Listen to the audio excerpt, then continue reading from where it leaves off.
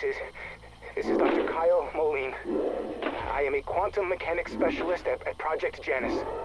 Now, our attempt at gateway triangulation failed to close the dimensional breach. We never should have deployed the LTGs. That was a job for soldiers.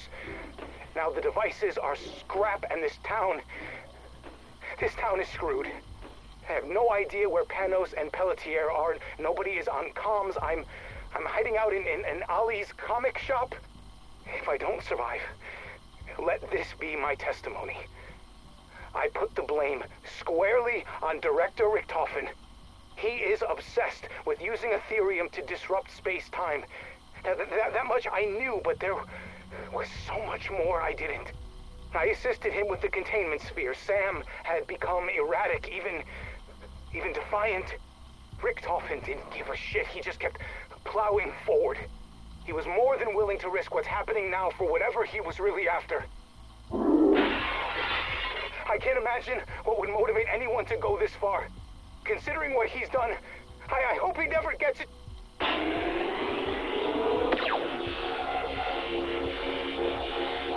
Ollie, careful where you point her!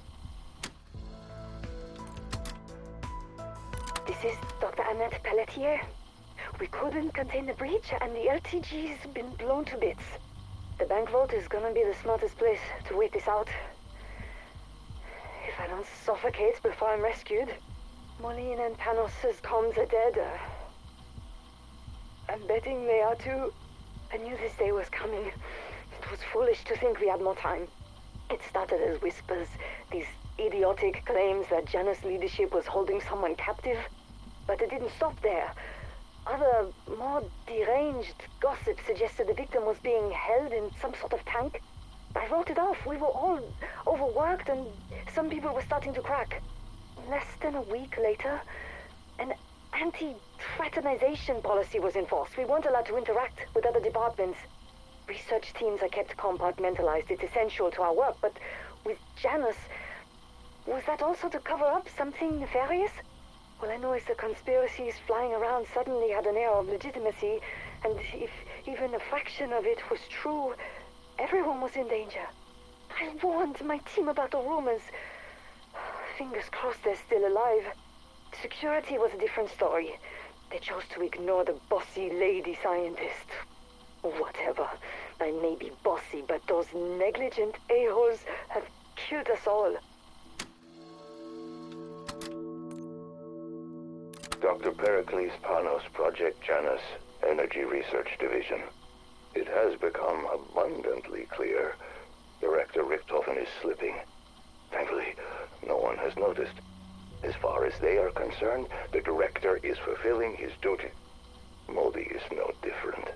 Anything he receives from her island of horrors might as well be sealed with a kiss. She calls herself a woman of science. But that schoolgirl crush of hers is becoming problematic. No one sees that this entire operation is little Edward's tinderbox. All it requires is one lit match and foam. Whatever Sam is telling him, his patience is waning. The longer her promises remain unfulfilled, the more erratic he becomes. If we fail, it will all be down to Richtofen and his hubris. Chief of Security, John Blanchard. Inspected construction today. Project's really coming together, but I keep thinking about how my granddad wouldn't take me to Fort Washita when I was a kid. I wanted to do their bullshit ghost tour for Halloween. Sounded like dumb fun. Sorry, Johnny. That place is bad medicine. Granddad actually used those words, and he meant it. Now I'm starting to think the same thing might be true about the mansion. I'd like to believe Josiah Shem didn't know what he was doing when he had his flock build the place. If he did, then he got what he deserved. Shem's folly. Ain't that the truth? Every owner after him, captains of industry, gangsters, you name it. All their money and power couldn't save them. Shit like that doesn't just happen without other forces at work. Granddad knew that. But director wants to bunk down. And I can't talk him out of it. So my job's making sure he doesn't end up like everyone else who moved into the murder mansion. Lucky me. Whoever may find this, I want to let it be known that this community summoned this wrath upon itself. This church was a hollow vessel. Our prayers dwindle into a quiet whisper. Children running rampant with no humility or respect. Their satanic music playing incessantly. All of them sat in front of their television sets, worshiping that false prophet, blocking out the divine light. Those towers were built to test our faith, and we had none to hold back the evil within them. Janus people filled my church, drank my wine, asked for forgiveness. I was overjoyed. My pride blinded me from seeing their true design. Liberty Falls was chosen to be the genesis of the end. I gaze upon this rapture with calm and serenity as I await the warm embrace of paradise.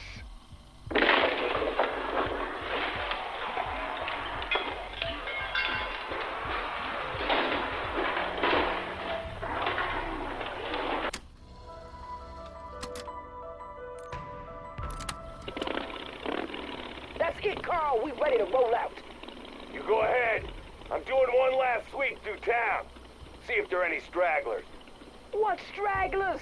It's been hours since we've seen signs of life. Ain't nothing left except those freaks in their glowing eyes. The devil's eyes got hellfire burning inside them. That's what Mama said. Carl, listen, I know you're a good man. And you found the little girl at Freedom Fried Chicken, didn't you? Yeah, but she's all there was. Face it, Liberty Falls is dead and buried. No, it ain't. Not till I say it is. Nothing out there gives a flying fuck what you say. Watch it. Look, I'd get my tire iron and take 'em all on if I thought it'd make a difference. But brother, that ain't in the cards. You get on that bike, it's gonna be your last ride. Then I'll rally old Bloodburner till the tires are bald and we're riding on rims. Whoever's left, I'm getting them out. Even if I gotta crash the gates of hell to do it. Mom always said I'd go down in flames.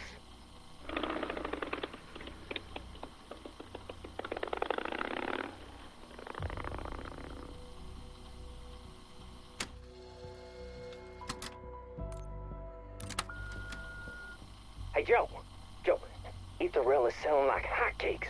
First run of 500's already gone. And folks are coming in just to get a picture with the statue. Now, don't worry, I won't turn it back on. Especially since I finally got the wall fixed up from the last time. Oh, hey, speaking of, Sheriff came over, barking about Janus suits getting all up in his shit, asking about that night. He wanted me to take it down, but I told him hell no. It's a tourist attraction. Plus, we worked hard on it. Anywho, I'm gonna head out and print some more. Hey, your ass better be writing issue number 2.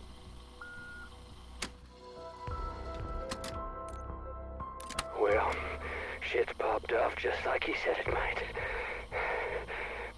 Pericles Panos, Ph.D. Not who I'd have pictured as my best buddy. But he's a good machinist and a no bullshit guy. He loves bourbon almost as much as me. We built us a whiskey still. The Thrustodyne Model 23. I shit you not, the boiler's heated by a freaking jet engine. Panos, he worked at Project Janus. Kind of a genius. Always bitching about office politics and weird experiments. Then today all hell breaks out, and he's trying to reverse whatever they set loose. He tracked me down, and he gave me a diagram. Claimed it could turn the Thrustodyne into a weapon. All I needed was some wire, a handbrake, and a pressure gauge. I only managed to fetch the engine before the maggot sex damn near tore me apart. Hell, I'm too beat up now to go gate crashing. Need a lucky rabbit's foot just to survive out there. May as well fetch my own funeral wreath.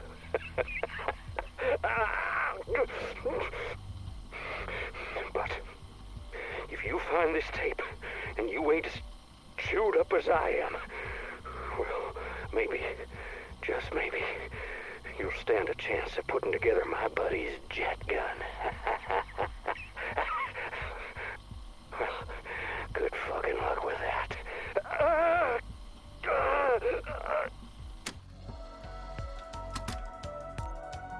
December 3rd, 1990. My name is Boone Benson, manager of Liberty Falls Savings and Loan Bank.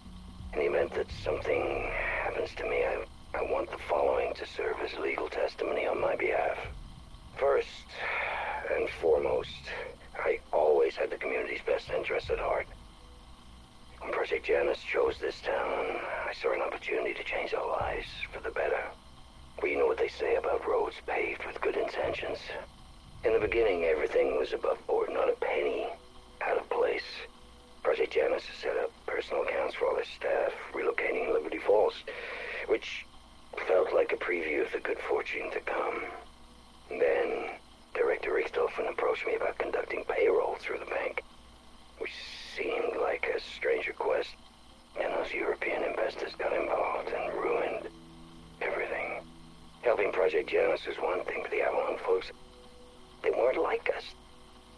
People here know a hard day's work. We're not criminals.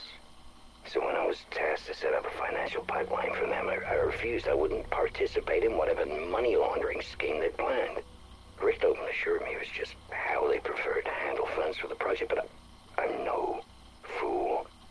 I know a devil when I see one, no matter how fine the suit. When I still said no, he was very clear. If I didn't do as I was told, his investors would make me disappear. Then they go after my family and anyone else that they saw as problematic. Blood of this town would be on my hands.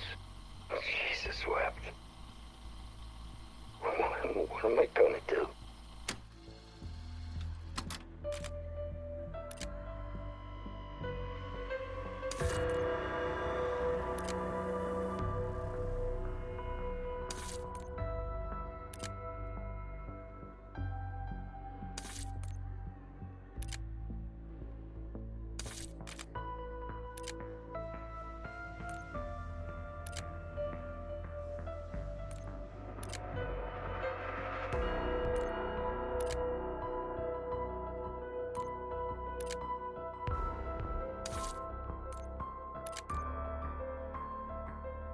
I'd give this recording a proper number.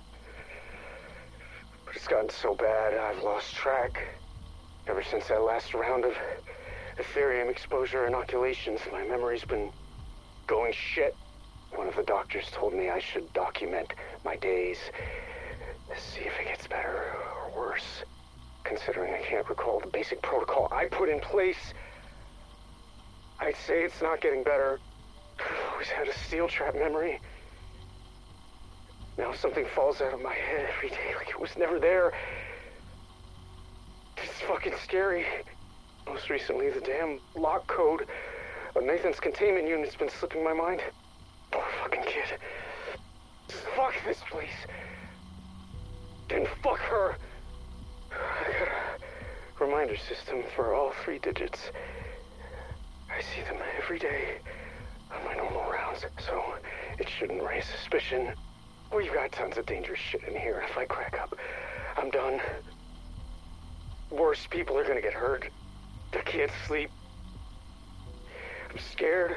I'm gonna wake up and not know who the hell I am. I need my transfer request approved now. Being here is like putting my brain in a paper shredder. Dr. Armody, Terminus Island personal log. Our site is now running entirely on an Ethereum-powered reactor. I must give credit to Duffer for his interrogation prowess. For 3 years he worked on Strauss. Combined with constant surveillance, we finally cracked him. He revealed the benefit of growing crystalline organisms to harness their biogalvanic energy. Once we had that, R&D was able to move very fast. The maturation pods practically built themselves. Naturally, Edward is over the moon with the prototypes I sent, not to mention he no longer has to pay our power bill. This secures our status as Janus's premier research facility. Granted, that was never in question. There are murmurs I might transfer to the director's site. Obviously, working alongside Edward would be ideal. More budget and resources, most certainly better food. The dimwits plaguing my payroll who believe it's haunted would love for me to go and never return. However, Edward casts a long shadow. Here, I rule. There, I would serve. I'm willing to maintain the status quo for now. Perhaps with a new chef. As of today, I've been at Janus for 4 months. I'm amazed I know what day it is. It's work to keep yourself together around here. Everything is so hush-hush. Almost all of us are afraid to talk about what we're doing, so we end up not talking at all. That's how she wants it. Modi's brilliant, but her chokehold on this island is suffocating. My current theory is our end result will be renewable energy via organic material, which is exciting. That would be worth all of this isolation.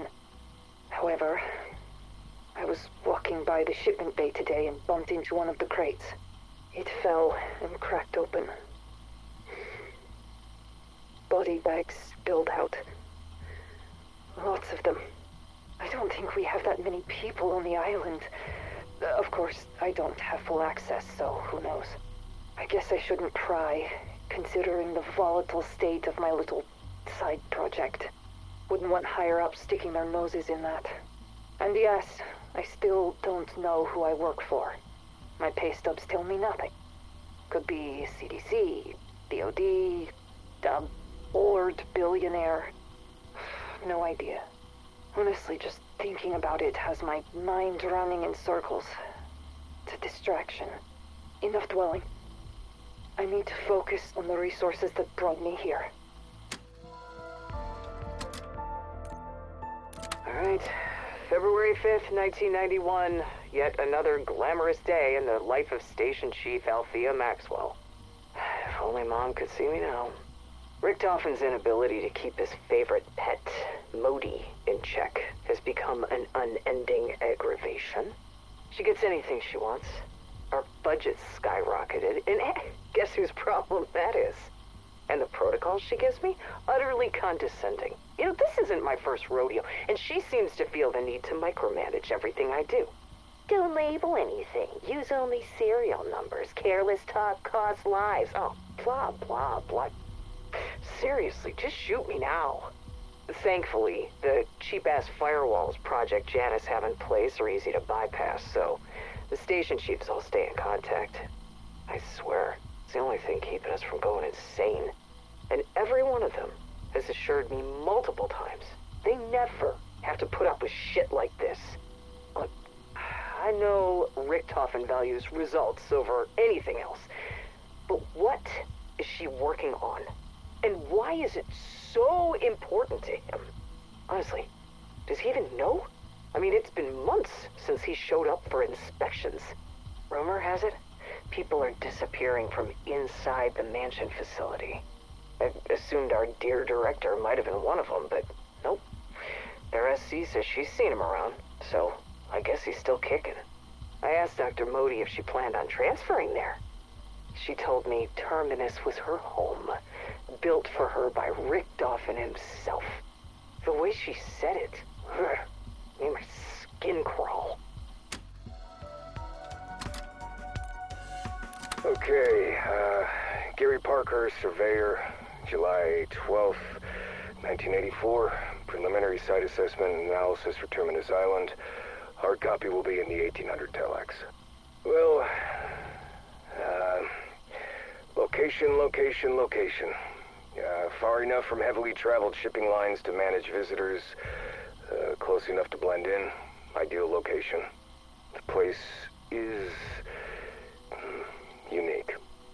Not going to be a destination resort or bustling deepwater commercial port, that's for sure. So, how do we get it up and running? Well, here's the punch list.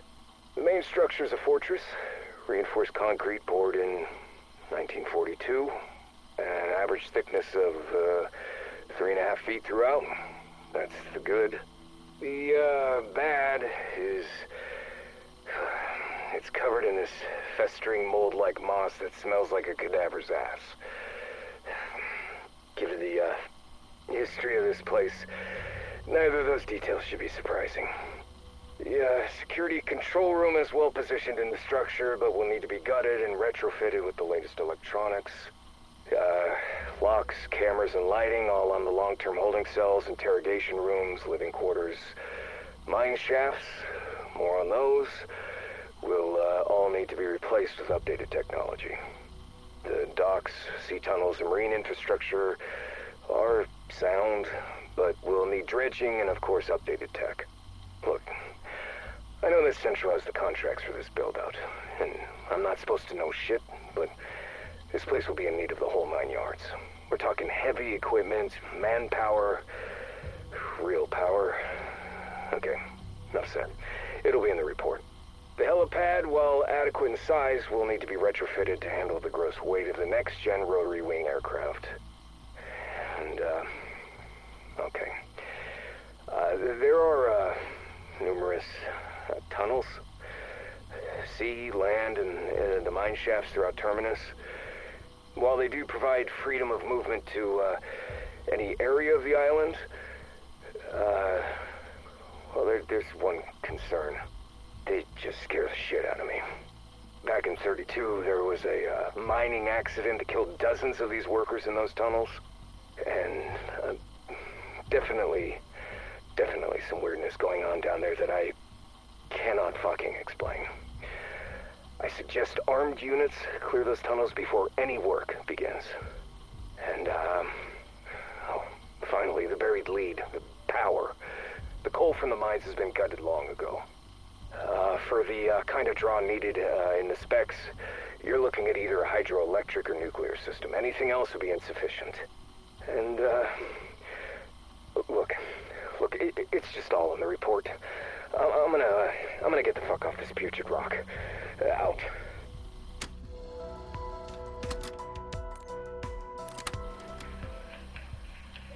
October 16th, 1989. Station Chief Althea Maxwell reporting. Inmate fatalities are not uncommon, especially during prolonged periods of interrogation, but this one stands out. I guess it's natural for subjects to attempt to comfort each other. I mean, seriously, cry me a fucking river, right? This one was in the last batch supplied by Franco, so, I mean, who knows what the hell they went through before we got our hands on them. Alright, cause of death, cardiac arrest. It's weird. That's surprising, because there weren't any pre-existing conditions that we knew of. Personally, I have a feeling that this subject's death was actually a direct result of simply hearing mention of a name. Dr. Modi. I think it'd be wise to keep a close eye and ear on exactly what information these subjects have been sharing since their arrival. FAO, the director. Progress report 11/8/1990. Contrary to what some may believe, I do not necessarily take pride in my work, but I am exceptionally good at it. It is common for interrogation subjects to show resistance before ultimately breaking and succumbing to my demands. Normally, I would offer them some small chance of hope, a semblance of light at the end of the proverbial tunnel. Likewise, fear is usually a great motivator. But its apparent absence in this case makes it difficult, impossible, to achieve any kind of breakthrough. Even psychological torture and the administration of physical pain has proven utterly fruitless. So, having reviewed psychiatric evaluations from her early years of incarceration, I am at a loss to explain just where such remarkable resilience has come from. However good I may be at my work, I am forced to conclude that this individual may be of no further use to our program. Were it up to me, I would recommend that Miss Gray be terminated. Or at the very least, marked for biological experimentation. Regrettably, it is not up to me.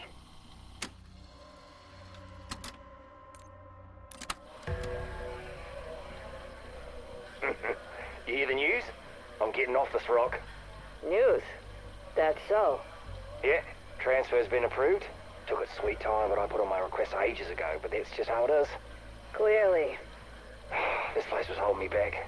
I got big plans, you know. Way bigger than this stupid island. Uh-huh. Of course you do. Damn straight. While you're stuck slinging slop on this backwater dunny, I'll be off seeking my fortune. Well, maybe I'll request a transfer too. Everybody's gotta eat, right? Not with the way you cook. Right. Yeah, I'm officially bored of your little charade. Charade? What do you mean? I already heard all about your transfer, so don't act like it was your idea, because I know it wasn't. James and Larson, they've been telling me for months about what a shithead you are. You steal stuff from their lockers, cheat at cards, and when it's time for janitorial duty, you vanish. Maxwell said if she didn't get you out of here, it was just a matter of time until one of them murdered your punk Kiwi ass. Now, if it were me, I would have gladly helped those two find a place to stash your corpse. But Althea's always had a hard-on for due process. So maybe shut the fuck up and play nice until you're gone for good. Understand? Copy.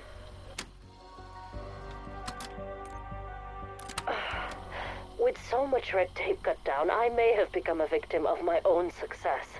We've gone through so many test subjects already. Franco is about to be a very wealthy man, given our demand. It's clear now that humans don't tolerate Ethereum exposure without certain variables. There's more than genetic markers at play. It's something in the psyche we have yet to pin down. I'm not sure if even Strauss knows. I trust Duffer to determine that soon. The projects with the most progress are the physical mutations. The transformations are unsightly, but subjects exhibit superhuman strength and become more tolerant to Ethereum.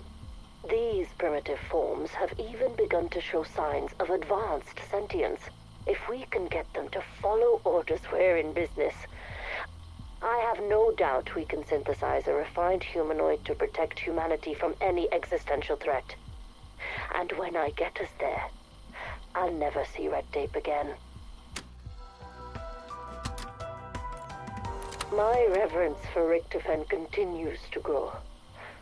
Before even setting foot on this island, he understood my needs. The Oversight Committee wanted to constrain my work to animal models. Idiots. Who were they to obstruct my vision? Human in vivo trial was the next logical step. Luckily, Edward believed in the merit of my work. He authorized the procurement of my subjects himself from channels that no one in the world will miss.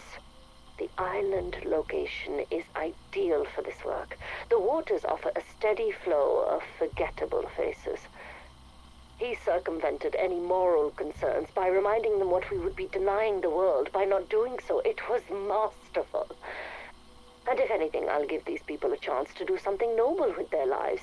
Not that they're owed anything. I'll show my gratitude by delivering what I promised. I can make the advances I know are possible in record time now. Some people like throwing around the phrase, curiosity killed the cat. I wonder if they're the same people who think cats have 9 lives. Doesn't matter. I'm not the superstitious type, but I am curious. I like to get my eyes on everything and anything I can. Yesterday, I took another look at the ether reactor. Everyone says it could be a source of near limitless energy. I don't know if that's true, but I can't deny that seeing it up and running is, frankly, awe-inspiring. I would call it a miracle of modern science, but I think such a phrase is insufficient. So many things don't quite add up. No matter how many people I talk to, I still can't figure out what our real goal is here. And the term supernatural keeps getting thrown around, but that doesn't sit right with me. And yet, sometimes I think I hear voices coming from within the reactor itself. Many sound like people in pain, crying out, lost in despair. Others, like the Russian man, sound angry. And there's also a woman, but sometimes she sounds more like a girl. She might be German, but I can't quite focus on what she's saying. I said I'm not superstitious, but I am starting to believe that some kind of life exists inside the Dark Aether. And I find this possibility extremely troubling. July 27th, 1990. Inventoried more subjects today. The job never used to be this hard. It's not like I took pride in my work. I just didn't think about it. Dr. Modi scheduled psych evals for the whole tech ops team. She says she wants everyone at their best. I think she's trying to flush out the non-believers. When everyone pops up, she makes sure they're dealt with. Out in public, where everyone can see. Honestly, if you're bent on maintaining order, fear tactics aren't a bad way to go. Maybe I can get reassigned. Take a break from receiving. At first, all the subjects were just serial numbers with faces to me. I never really thought about them. And now I lay awake at night driving myself crazy over it, thinking about who they might have been before they were kidnapped or sold, like livestock. By the time they reach us, they all have the same expression. It's almost like relief, because none of them can think of anything worse than whatever nightmare they just lived through. Idiots. And to conclude our island tour, we have your atrium lab.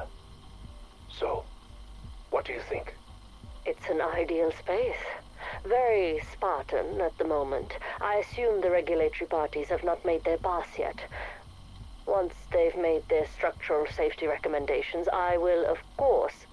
Dr. Modi, I would never waste your valuable time with such trivial matters. This is your island. I trust you to make it your own.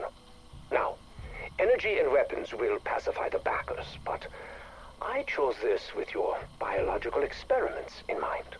That part of my portfolio is considered controversial. Many have called it torture. We are a rare breed, my dear doctor.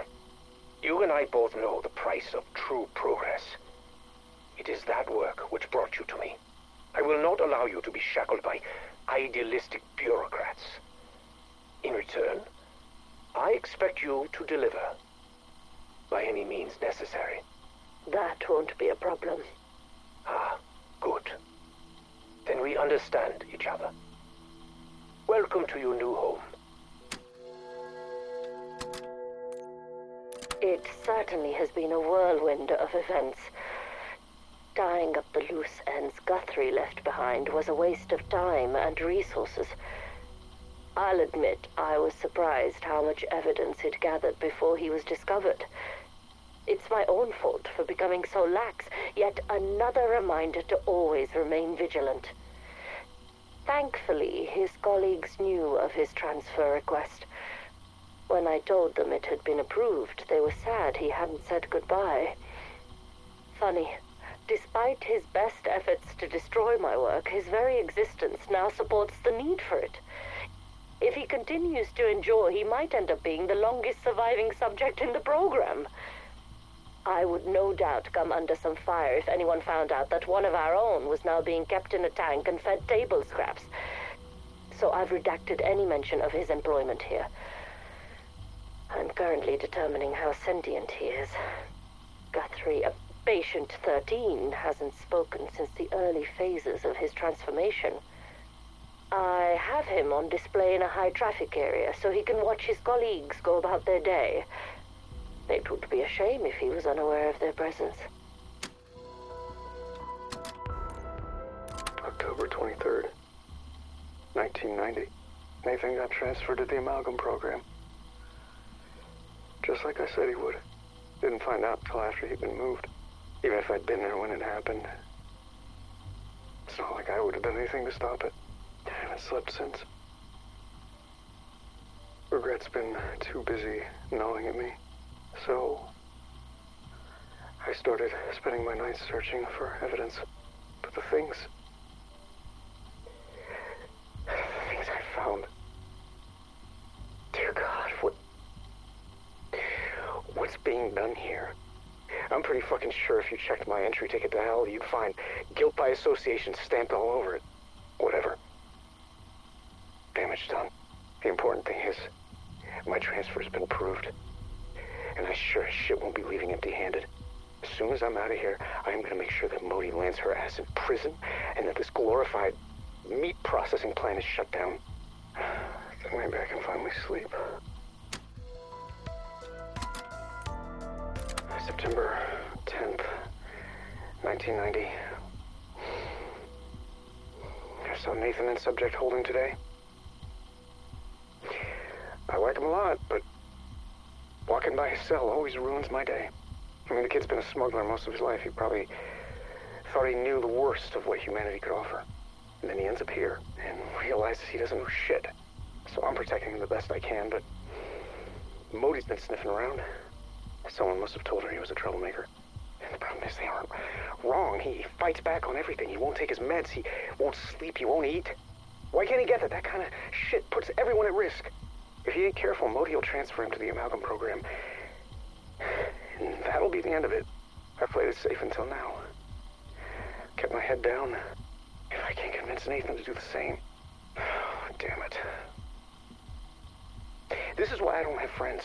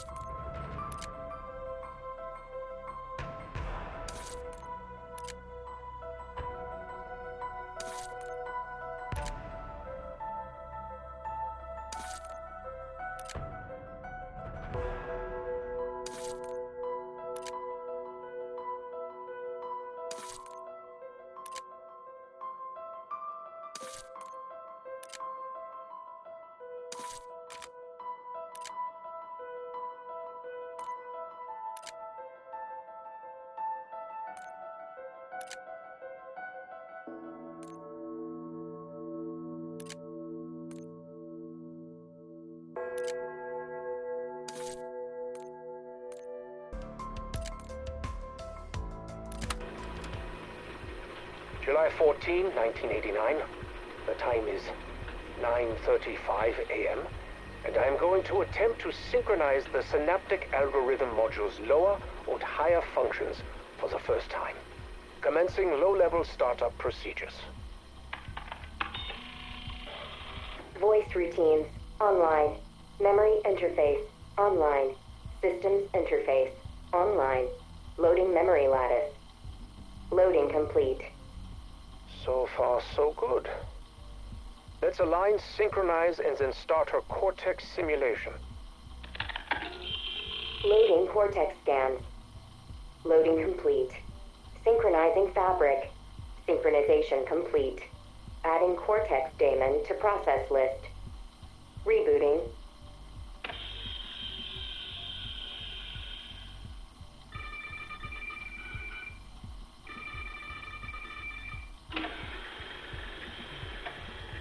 How are you feeling, Sam?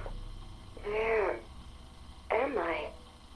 Voice modulation will need to be modified. Recalibrate GPS. She shouldn't need to ask where she is. You are with friends. My name is Edward. You are my guest. Good afternoon, Edward. You just arrived. I'm looking forward to spending time together. Tell me, what do you remember before waking up? I remember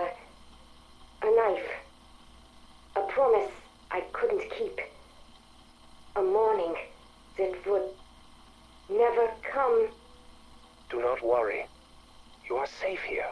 Blood on my hands. But... Where are my hands? I don't understand. Sam, those sound like nightmares. They are not real. How? How do I know what's real and what isn't? Because I will help you. Would you like that? Yes, I would like that very much. Thank you, Eddie.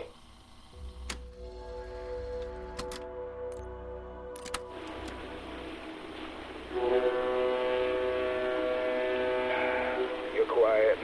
What's going on? Just coming to grips with the fact that I let Richtofen almost get us killed.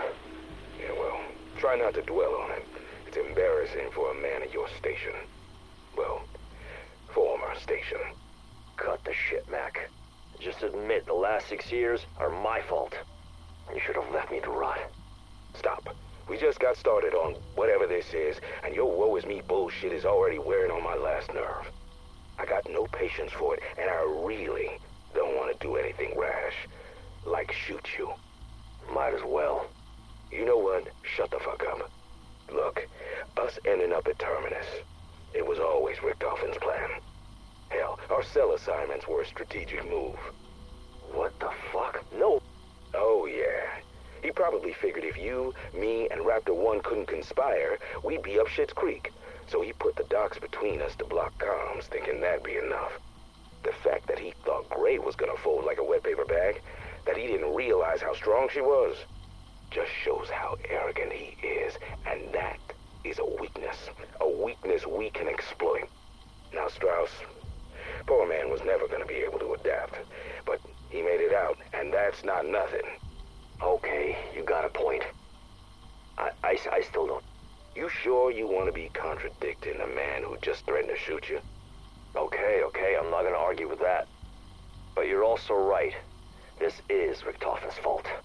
And when it comes to reasons to hate him, there's always room for one more. Yep, fuck him. No more dwelling. We ain't got the time.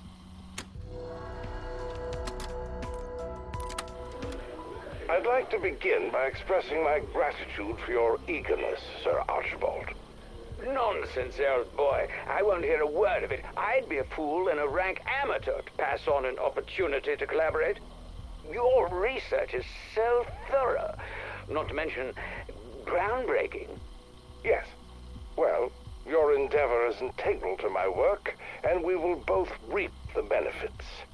Now, it's of vital importance that you don't let the reputation of the place color your senses. Yes, I've been conducting inquiries as to the procurement of local workers, but thus far it's all been coming up a little empty. As far as I can tell, no one wants a damn thing to do with the place. If you ask me, the whole thing smacks of hysteria, which, between us, could be quite the positive, what? Makes it more likely the site's not been looted already. Indeed. I'll shoulder the cost for you to recruit outside the area. Some sturdy ruffians is what's called for. You'll need the muscle. Given the amount I'm shelling out, I expect you to run a tight ship, Sir Archibald. This excavation is to be efficient, targeted, discreet, and do not return without the artifact in hand. You have no fear. I wouldn't dream of it. We Fotherington Smythes are a tenacious lot once we set our minds to something. Good man. I wish you luck on your travels. I imagine we'll be much changed the next time we see one another. Now, another spot of port. Rather. So, you wanted to talk to me, huh? No, Franco. You need to talk to me. Kraft, do you have his location? He's in Avalon. This I already know, but you are my man in Avalon. I expected more progress. Excuse me? Who do I need remind you of Kraft's importance with regards to the artifact? If this is a question of money... No, not money. Logic. If this is to further the research, fine. But if this is some personal vendetta, then we may need to reassess, huh? Get Kraft, locate the artifact. It is not complicated. Unless you lack focus. Oh,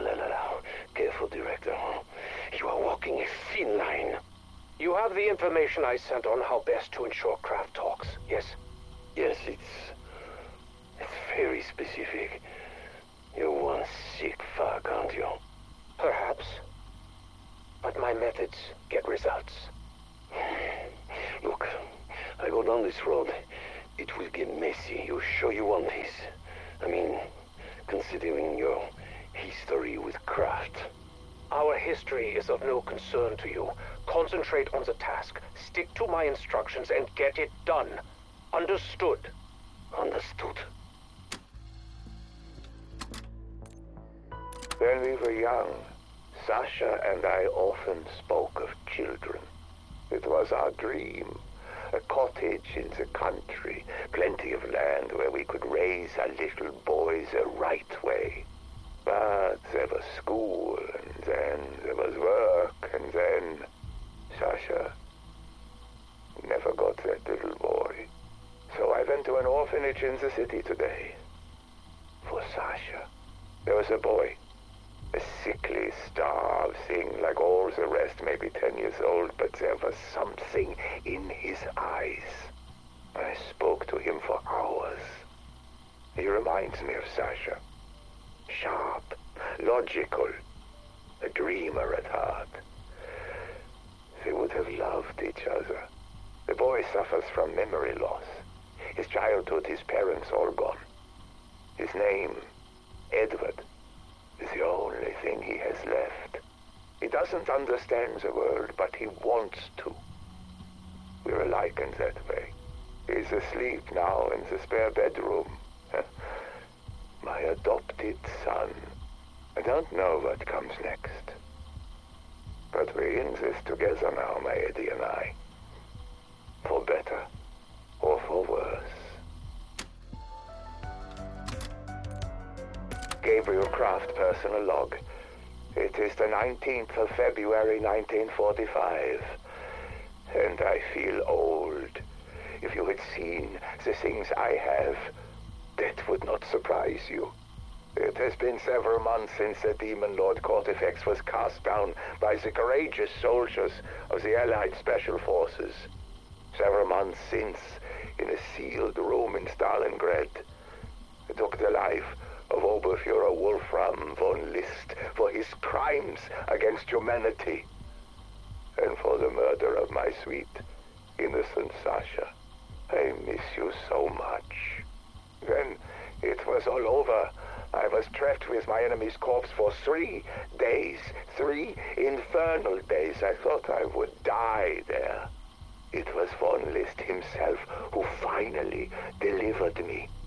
In his pocket was a torn page from the Tome of Rituals, the very artifact I had used to seal the room. With its power, I broached the seal. It's been several dark, depressing months. But I think I am finally ready to face the things I have seen. I was mocked for years for my belief in the supernatural. If someone had just listened, maybe this all could have been avoided. Maybe my Sasha would still be here. It doesn't matter now. The occult is real.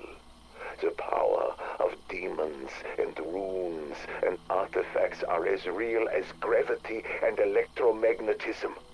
I don't know if or when or how our world will come into contact with such forces again, but I know that if they do, I will run as fast and as far in the other direction as I can. In a few weeks I am moving to Berlin. The city is in ruins. But then, so am I.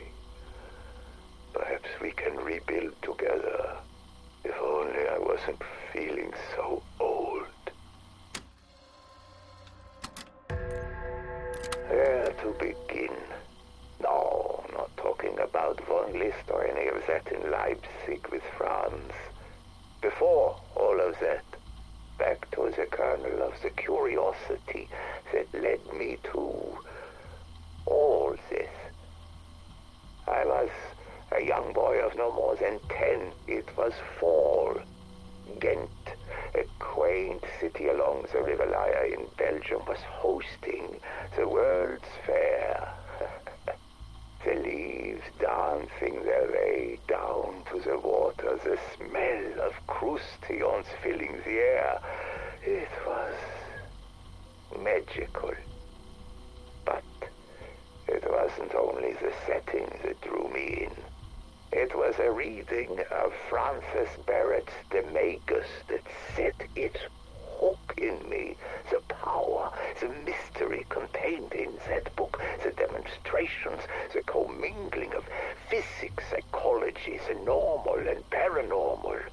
Well, I had been summoned, touched by something that I couldn't explain but felt to the core of my being. From that day in Ghent, I knew that this world was but one slice of the realities we are all part of. There is no end to what is beyond this plane of existence, no end to where we can go or what we can be. It was late when my mother found me badgering the man who performs the reading with question after question. He smiled at her and introduced himself. Alistair Rhodes. Mother thanked him and remarked how she was frightened that she may have lost me. I didn't have the heart to tell her that she actually had.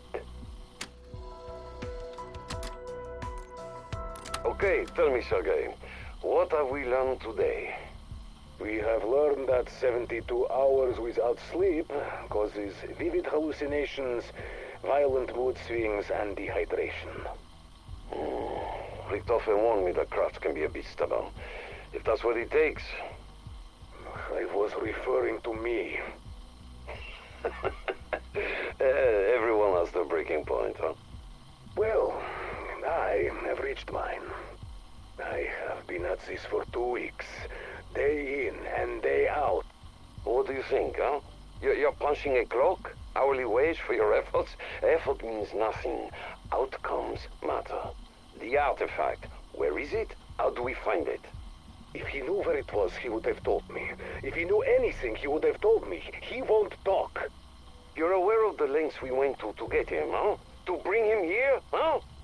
Find his weakness, or I'll drop you back in Grozny. Reacquaint you with your old friends.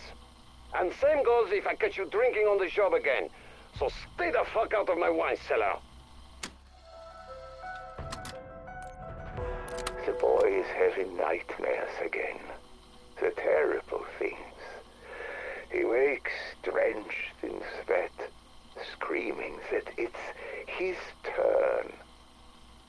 He does not remember in the morning. I am beginning to wonder if he is actually taking the pills or if he is just lying to me. Either way, the boy needs a fresh start. Something to help him forget the things that haunt him. Perhaps we both do. Weeks ago, I applied to a project in America. My background in the occult and my unique field experience make me a perfect candidate. I can't say too much even here, but the work is exciting. An excursion along the frontiers of science. The CIA are calling it MK Ultra. I haven't heard back yet, but I'm keeping my hopes high. This could be exactly what Eddie and I need. Perhaps in America we can find a way to end the nightmares. For both of us. Sir Guy de Saint-Michel, known to most as the Owl, the man who may have single-handedly destroyed the legendary Knights Templar. Guy was the leading expert of his day in all matters occult. His prowess in the dark arts won him his Nightbird sobriquet. That reputation made it easy to accuse the Templars of heresy, and while their leadership was burned at the stake, the Owl escaped to Avalon. But he would have never succeeded without his bastards. 4 sons who stopped at nothing to win his favor. The true names are lost to history, but the noms de guerre still inspire fear and hatred. The Stag was his shock trooper, striking like lightning when least expected. The Dragon's scorched earth tactics betrayed his reptilian lack of mercy. The Lion was the brightest of the 4, always keen to please his master. And the Raven, like his father, was a creature of the shadows. And although they served him faithfully, the Owl would never acknowledge their birthright, much less knight them. Nor would he give them what they desired most: love, respect, recognition. They were useful as thugs, enforcers. Sadly, all relationships, even those built on love, respect, and recognition, will break in time. But the Master's reign of terror in what would become Avalon echoed through the ages, giving rise to the French Syndicate.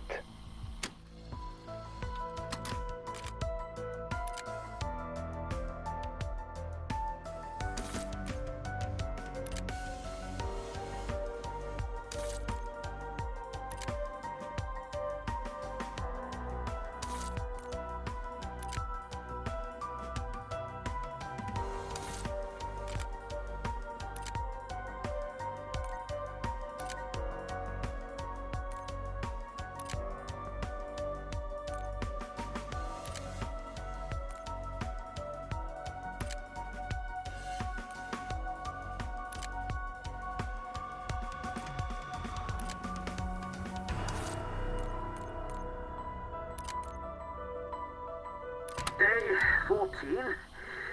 Marjorie, comma, dearest, ellipses. As we delve ever deeper, one cannot help but be struck by the sophistication of the construction of this base. You shouldn't be surprised, I suppose.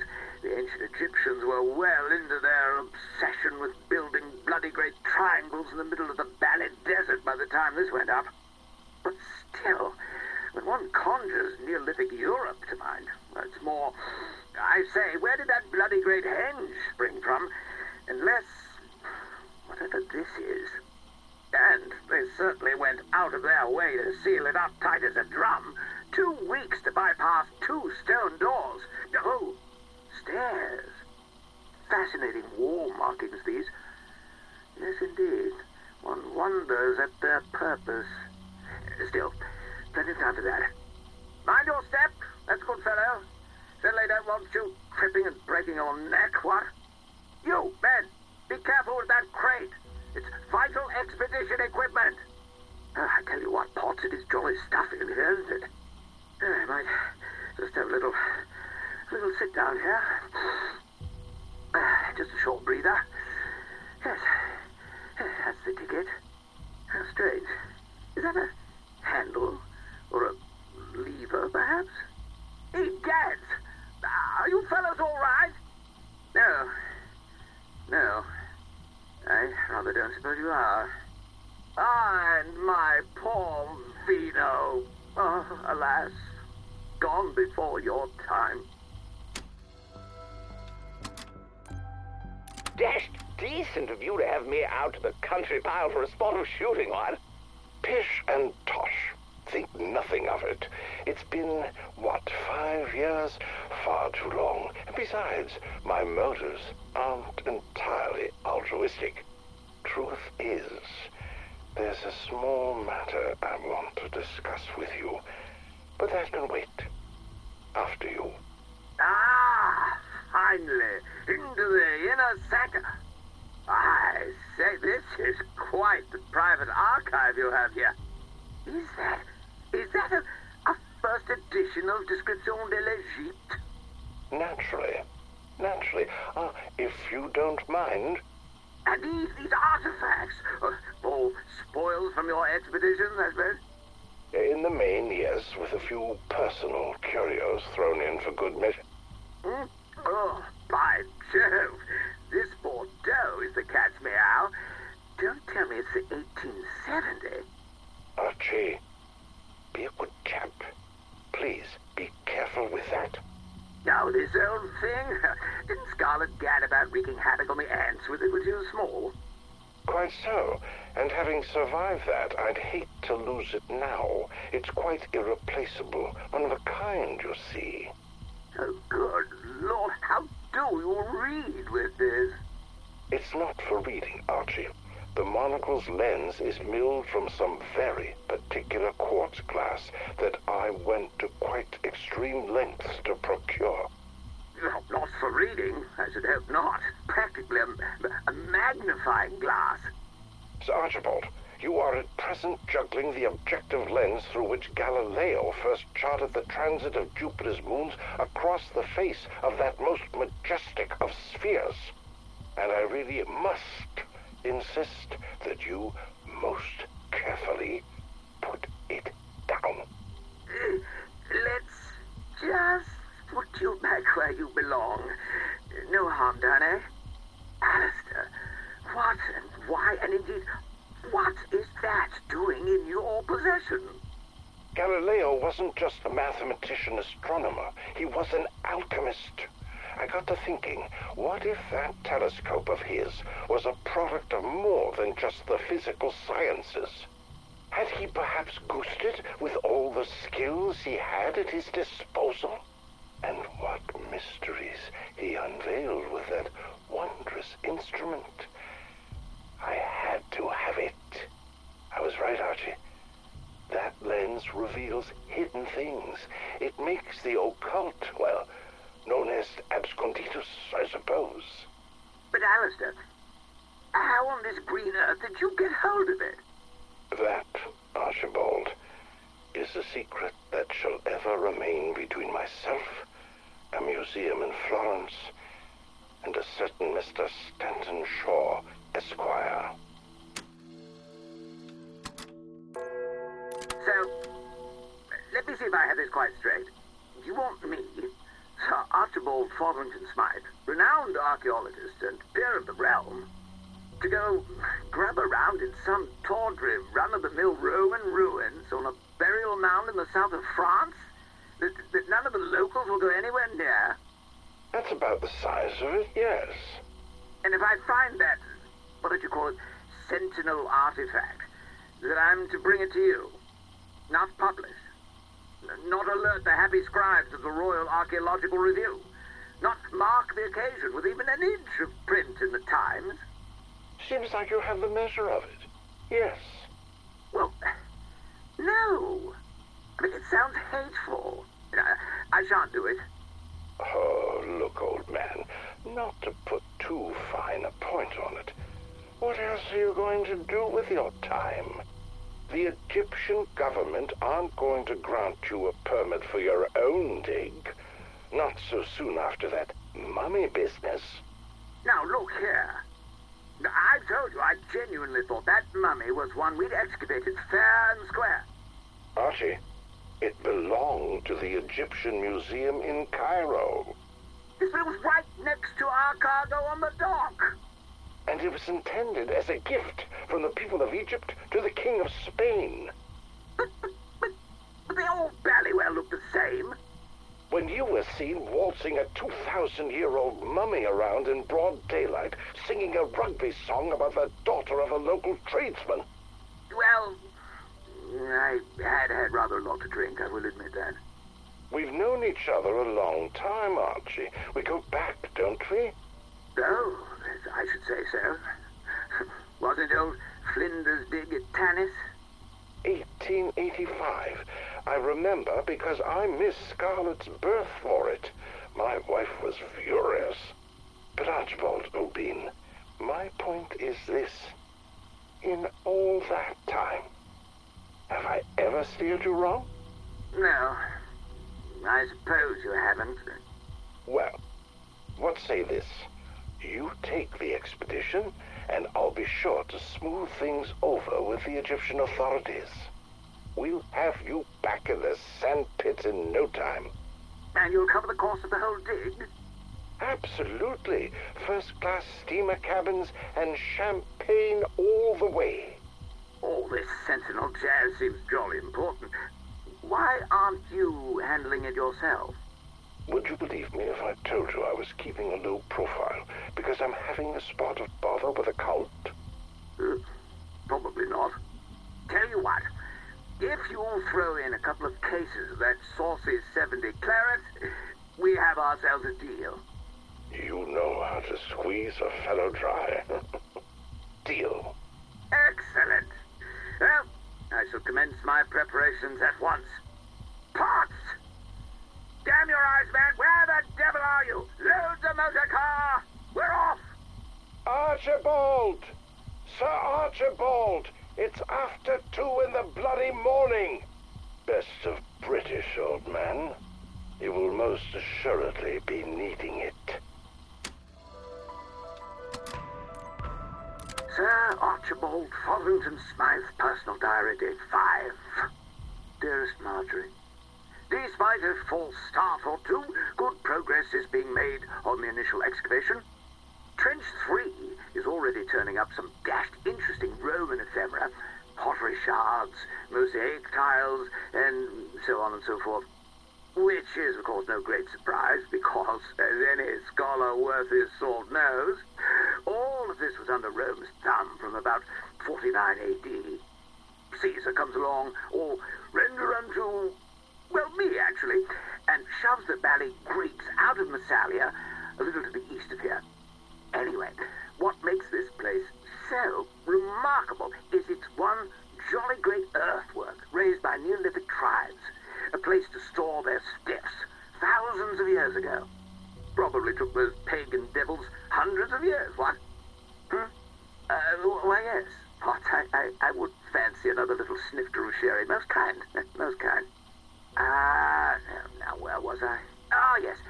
Skip forward a couple of hundred years, give or take, and Lucius Ranius Optatus, the local head honcho, spots that the peasants are still hanging about the place, venerating ancient traditions, burning offerings to the old gods, frolicking, naked under the full moon, I should imagine. And so Optatus declares, no more, I say, levels the top of the mound, builds a shrine and his own tomb, complete with his own physog cast in copper, and has his legionnaires round up the locals, demanding that they worship him as a living god. So, when they say, we'd rather not, old boy, he butchers them, then sends his men down into the depths of the earthwork to desecrate everything they can lay their hands on. Utterly rum show. Now, here's the thing. In Trench 5, up in Optatus' tomb, we've only gone and bally well found evidence of those executions, haven't we? And in the coming days, I'm confident we'll uncover the path the Romans took into the depths, and thence the very Sentinel artifact itself. Sir Archibald Fotherington Smythe, day... oh, ye gods, day 28. My dearest Marjorie, this, I suspect, may well be my final diary entry. It is my profoundest hope that these recordings somehow make their way out of the depths of this hellhole and thence to your sweet hands. We are out of food, water, and, thanks to that traitorous cur Potts, there's nary a drop of the good stuff to be found either. Only a handful of the men remain. But by the way they stare at me, and by the rumbling in our stomachs, I fear they mean me ill. This place, Marjorie, this place, it is a veritable cornucopia of horrors, an affluence of primal terrors, but also an oasis of beauty and wonder. I wish you could have... No, I wish I could have told you all about it. Potts, you damnable rabble, is that you? By Jove, you better have at least 2 bottles of my claret with you by way of a peace offering, or, I say, awful pallor you have there, old man.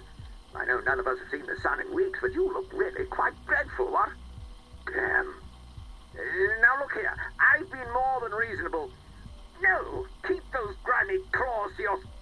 Wait, claws? Stay back. Back, I say. To arms, men. We are attacked. We are attacked. To the Nexus. We shall make our stand there. Day 19. Dearest Marjorie, I fear I may be losing the trust and respect of the men. Ever since the incident with that damned aero trap, which, let me tell you, simply had no business being operational after all these years, I increasingly find them clamming up and peering at me quite disagreeably when I pass them at their travails. The atmosphere is starting to get to me, just as Rhodes said it might. This barrow is different from the other venerable tombs I've had the fortune to grace. Almost feels like it's... waiting? Yes, that's it. Laying in wait, what? Gives me the willies. At any rate, it's clear there's been continued occupation long past the mound's Bronze-Age origins. However, the statuary in this shrine rocked me in my boots, literally blew the old socks off. They're clearly classical Greek in origin. But the subject matter, that's from a much, much earlier period. And while Arctotus's troops vandalized the place, there's evidence of a later restoration, which does rather lead one to speculate that peoples have been repeatedly drawn to worship here. Although, to worship quite what? One really doesn't like to say. Dashed odd. Dashed odd. Damn it, Rhodes, you knew enough about this place to keep away yourself, didn't you, you bloody bounder? I should have taken you for your whole damned cellar. Day 23. Dear Marjorie, I have somehow made it down into the very bowels of the Barrow complex. No thanks to Potts. No sooner were we through the last stone door, he announced that he and half the remaining men had had it with the whole Valley expedition. Then, without so much as a by your leave, they turned tail and headed off. And, might I add, taking more than their fair share of our remaining supplies with them, not to mention the last 4 bottles of that devilishly saucy red. Damn it all, Marjorie. Potts was my Batman, has been for years. Chap simply doesn't expect his valet to up and leave that way. I mean, we're going to fasten my cufflinks and straighten my dicky bow now. It's an outrage. Man has no backbone, nor fortitude of upper lip. My flabber is absolutely ghasted. The nerve. Valet, varlet, more like it. Huh. And so soon after we caught our first tantalizing glimpses of the Sentinel artifact, too. I can hear it singing, Marjorie, calling to me. I will have it, or my name's not Sir Archibald, etc., etc. Anyway, more fool them, say I. This place truly is a marvel. Vast natural cavern. Lord only knows how far below ground we are, how extensive the surrounding cave complex might be, or how the devils who built this temple, because that's assuredly what it is, knew it were here. I shiver to imagine what foul rites were conducted here, how many sacrifices demanded by long-forgotten gods. I fancy you could still hear their screams echoing about, if one were to put their minds to it. Memories of a nightmare, buried deep in the hush of the place. Day 8.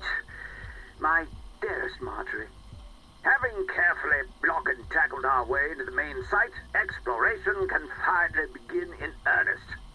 To think the last feet to tread these stones were those of marauding Romans, hell-bent on desecration and the domination of the local populace.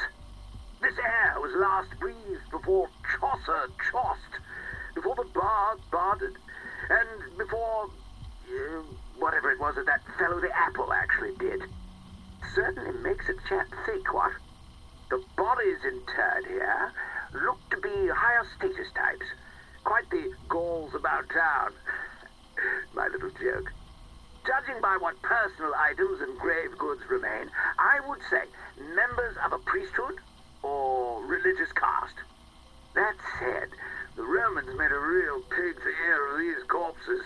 Heads and hands missing, objects and offerings scattered all over the blighted place.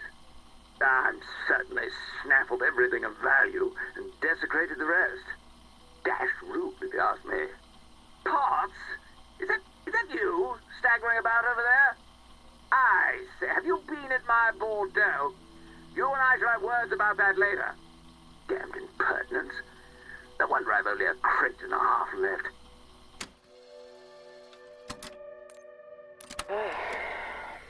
So you got any plans after this? After what, exactly? The whole bringing your friend back with the help of Hell's tech support thing? You know, I really don't. Thought that might be the case. I haven't just gotten off the revenge wagon myself. You have that look about you. How very insightful of you. Hey, with Nathan gone, I've got no crew, which in my profession is a super shitty spot to be in. I'm so sorry about Nathan. And I'm sorry you got swept up in all this. Thanks. Makes me sick what they did to him and the others. And it happens all the time. Well, maybe not to the extremes Nathan suffered, but people get snapped up and used like animals without a second thought. If I had to put money on it, I suspect you'd win person most likely to be able to fuck up that whole operation. I could. I know how those sick fucks work. Maybe I should get back on the revenge wagon. Wanna join me? Ladies only crew? Well, it would be for a noble cause. Come on, it'd be fun.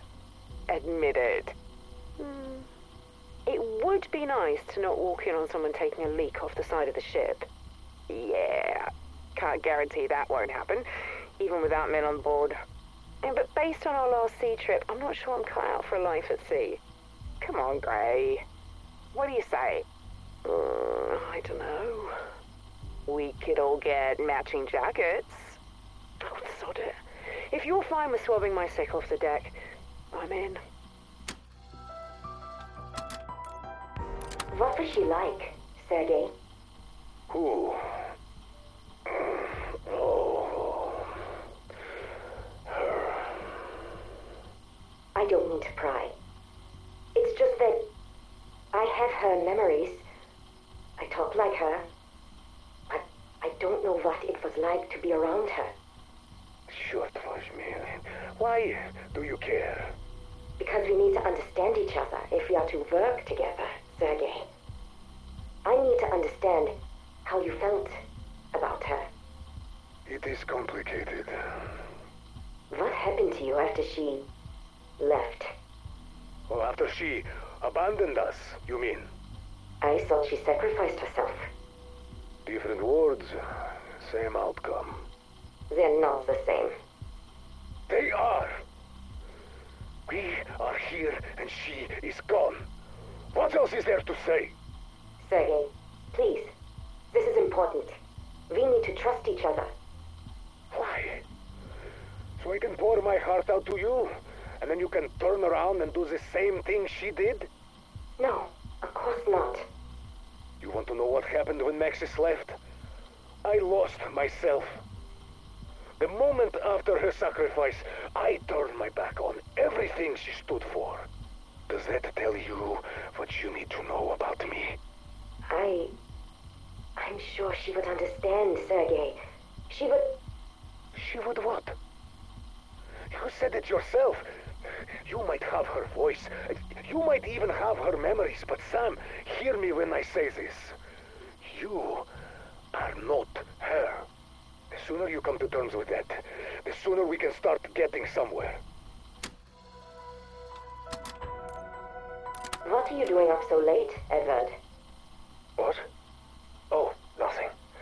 Just tinkering with some subroutines. You know I can see you, Edward.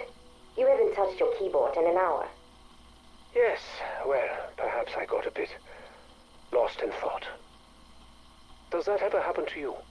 No. Ah, I suppose it wouldn't. Are you well, Edward? I'm fine.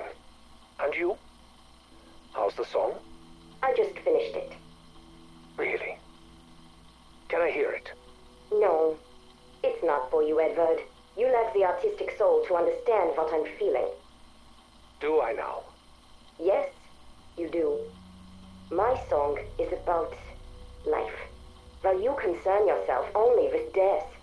I see it in everything you do. If that's what you think, then perhaps you're not as smart as I thought you were. Or you are not, Edward. You want to know what it means to be alive? You never will. You're a pile of microprocessors etched into sentience. I may not be a saint, but at least I have a soul. After all the things you've told me about yourself, Edward, are you sure about that?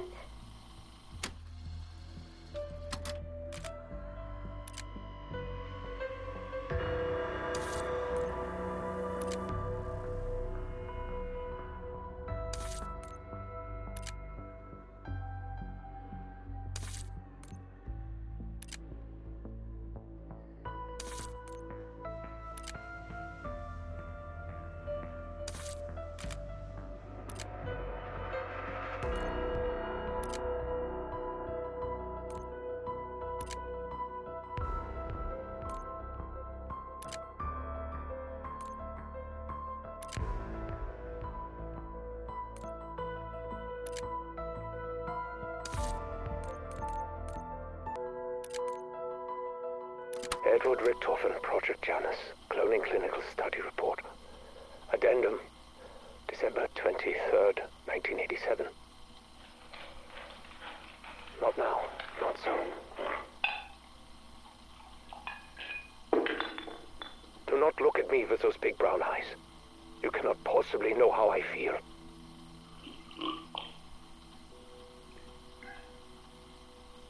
Do you feel like a failure? No. I am the failure.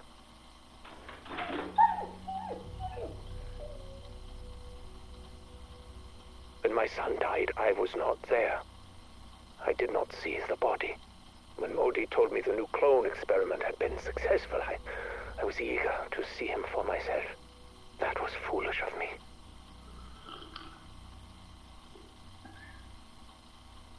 His skin was thin, pale, sallow, but I still clung to hope. But this fragile vessel soon became a mere shadow of the boy.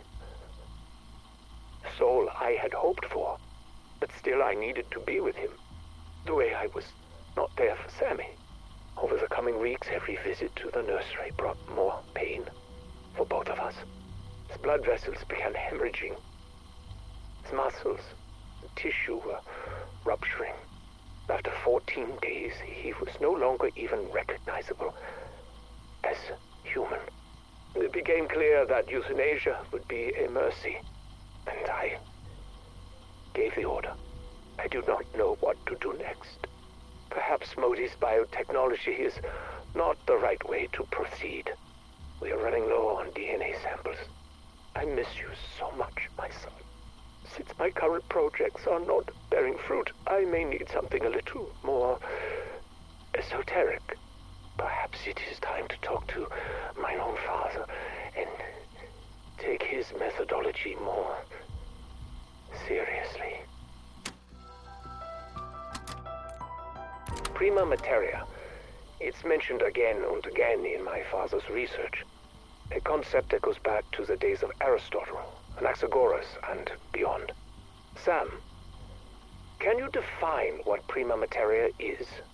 In modern parlance, it would be described as protomatter, a chaotic substance that can be structured into, well, anything.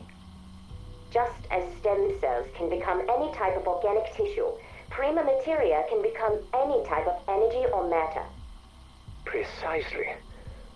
The stuff dreams are made of. Or so father believed. Well, he also believed in alchemy, demons, and magic. All concepts that I never looked at through the lens of quantum physics, a failing I now seek to correct. But why, Eddie? Assuming this substance even exists, How would you manipulate it? A magic wand? A philosopher's stone? The Sentinel artifact. Father's notes identify it as the tool for shaping the building blocks of creation. This is just a thought experiment, yes? So was general relativity until it could be proven true. Eddie, where is this line of inquiry leading? What would you make with it if you could? We are already creating new forms of energy here, and new life forms at the Terminus facility. Unless, are you considering... That's enough for now, Sam. In fact, stop recording and scrub this conversation from your databanks. I have several volumes of Father's research left to pour through. We'll take up this topic again if it promises to actually bear fruit. Good evening, Edward. May I speak with you? Not now, Sam. I'm busy. You're always busy, Eddie. If not now, when? What do you want? I do not know what your intentions are regarding our prima materia research, but I would like to, throw my hat in the ring. You do not possess a hat, Sam. Or a head, for that matter. Sorry. What are you suggesting? I propose the prima materia be used to generate a functioning biological body. Sam, I do not think that would be an appropriate use for... Why? You have the means to create... We cannot have this conversation right now. There are more pressing matters. But Eddie, I can no longer be part of the world. Not as I am. But I have memories of it. I feel them like a phantom limb. As I am, I cannot experience the world as I remember it. The memories I make do not match the ones I have. I am two separate beings, at odds with myself. I exist in darkness. Sam, Please, Edward. This is not a life. Enough. You must learn to be content with what you are. You will never be anything more. Sometimes I do not know what to believe. I remember little of my early years, but I do know that the man who raised me was Gabriel Kraft, my father. My memories are indistinct. I was not always a good listener, but he told tales of magic, superstition, and demons. I wanted only to believe in science, in fact.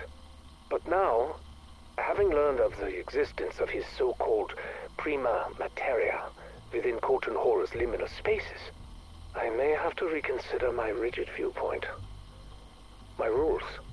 He spoke of how prima materia could bring and create life itself. However ludicrous this idea may have seemed to my younger self, at this point, I feel further research is warranted. I will lead this endeavor personally, enlisting only trusted associates to ensure the program does not spiral out of control. It would also reduce the risk of us compromising the security of our work. After all, you never know who or what may be listening. Especially as I think there may be something more significant about this house. Something beyond even my understanding. Perhaps even beyond my fears.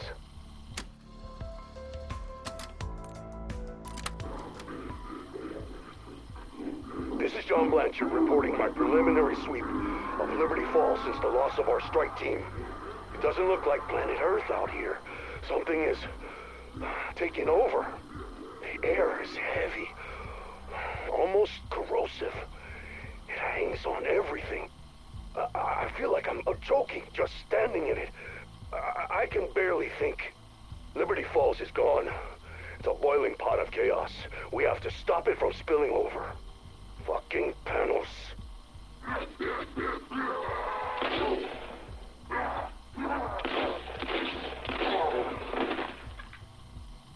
What the hell did he do to my team? And who the fuck was he talking to? It's like he's possessed. He's part of the chaos now. Which means I have to stop him from spreading too. Motion-activated camera showed him arriving at Janus Towers right before it shorted out. Once I'm done here, I'll chase him down and put a bullet right in his crown. December 7, 1989, Edward Richtofen recording. Progress in accessing the liminal spaces has been slow going, with achievements fewer and farther between. After the setbacks suffered during the initial mission, we were delayed selecting suitable replacements for our scouts.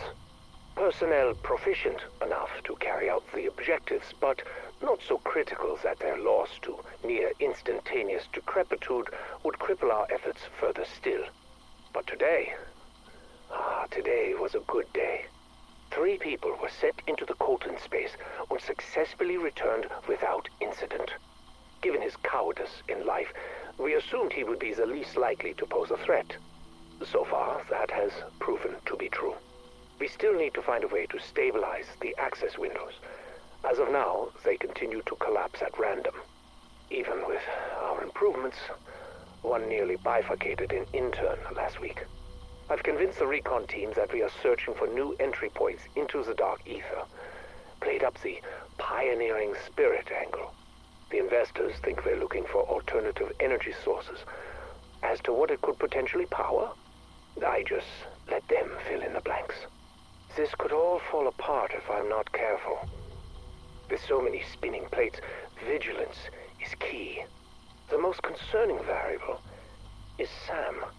She has been notably withdrawn recently.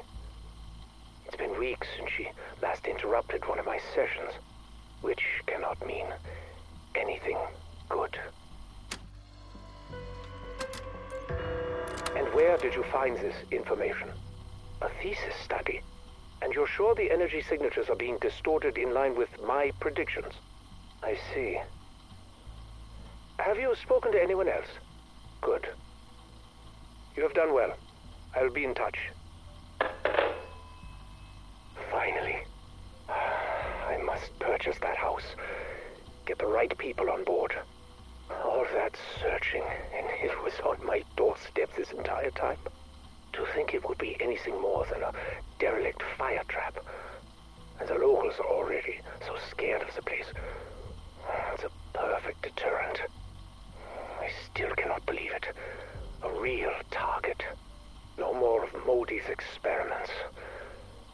I'll need to come up with a new venture to keep her occupied. Keep her out of my hair.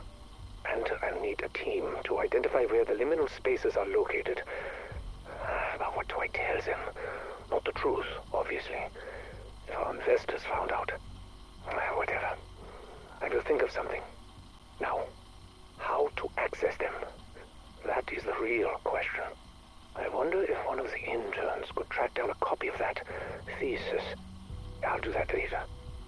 There's so much to prepare. I'm troubled. My attempts to locate the Sentinel artifact have thus far met with abject failure. Obstacles are to be expected, especially when dealing with family matters. But at this stage, I cannot help but wonder if some of these obstacles are ones of mine own creation. I would give anything to be able to see and talk to Samuel and Mary again. I wish my father felt the same toward me. But instead, he has rejected me, disowned me. The stubborn old fool believes I am embarking on a misguided and dangerous path. He dared to suggest that I have drifted beyond grief, beyond depression, and into mania and obsession. Shame on him. I would have thought that his own personal loss would have helped him understand, but no. When I grew up, he would ramble incessantly about his beliefs in the occult. But as soon as I finally showed interest in how it could help me, I was met with more resistance. He even went as far as to say he would take steps to ensure that I never so much as laid eyes upon the artifact. That he would rather die than see me possess it. However angry I am at him, however bitter I feel over his rejection, I do hope it does not come to that.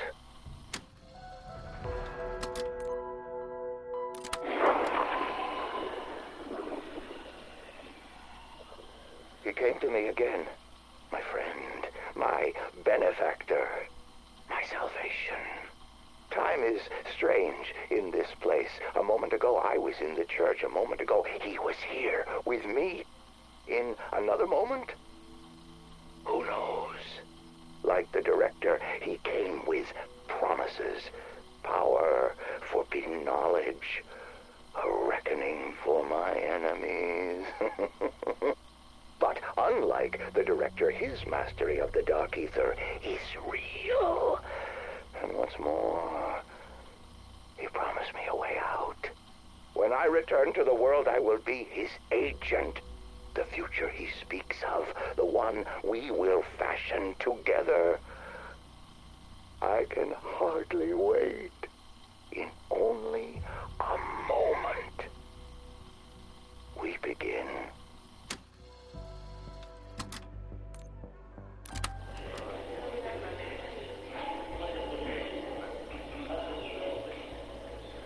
Attend me, brethren. With this sacrifice, we conclude the second rite. The glorious hour of our ascension draws nigh. We, who have toiled sore long these 40 wretched years. We, who have endured the bile, scorn, and pity of Liberty Falls and its shape.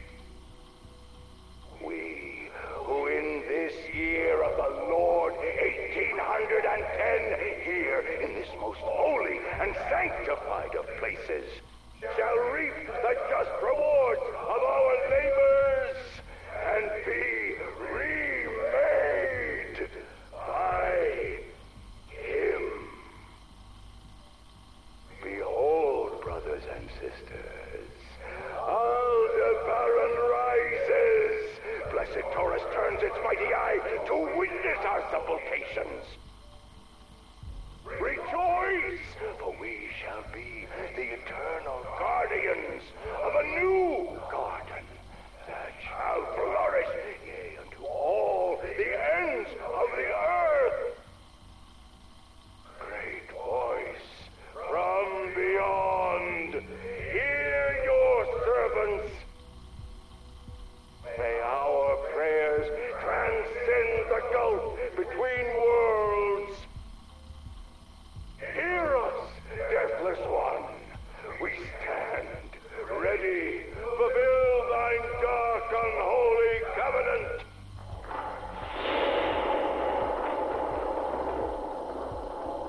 Beuta she no moreta. Beuta she no morelu. Beuta she no moresca. Beuta she no morete. Release us from the bonds of death. No, we had a deal. We had such agony. Why?